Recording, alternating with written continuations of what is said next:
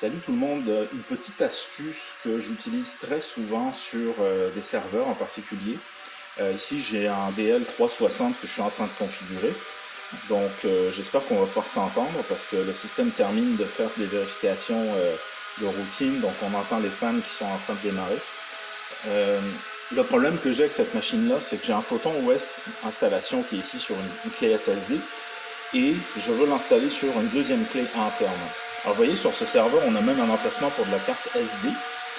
Et ce qui se passe, ce qui se produit, c'est que le setup démarre, le setup d'installation démarre, mais au bout de quelques secondes, l'écran devient noir. Donc, je ne peux même pas les voir dans les logs, ni sur la clé destination, ni sur la clé source, puisque l'installation ne se fait pas. Alors, ce que je fais, c'est que j'utilise le mode vidéo de mon téléphone, je filme mon écran, jusqu'au moment où ça se passe bien. Et quand l'écran devient noir, eh bien, je vais pouvoir arrêter la vidéo et ensuite revenir image par image pour trouver à quel endroit j'ai un bug. Très souvent, on a une indication visuelle. Ça peut être un pilote, ça peut être une résolution d'écran qui n'est pas supportée. Vous voyez, c'est un vieil écran Dell 15 pouces. Donc, au moins, ça va me permettre de circonscrire le bug. J'en profite pendant que le serveur démarre pour vous parler de ces machines-là. Les ProLiant, c'est vraiment du très très bon équipement. Vous voyez ici, j'ai 96 Go de RAM.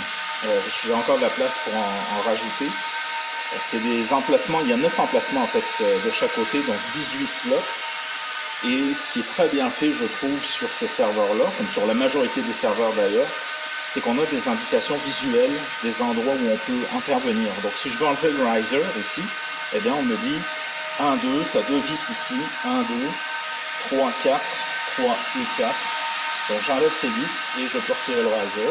Même chose pour les processeurs, même chose pour les ventilateurs. Donc c'est vraiment très très bien expliqué. Alors, est-ce que éventuellement je vais avoir un boot? Voilà.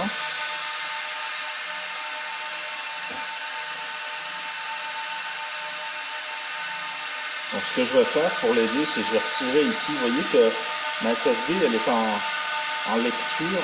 Donc voilà.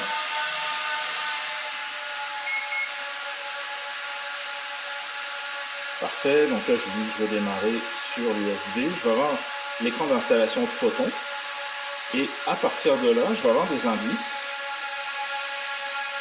Donc, je vais le mettre comme ceci.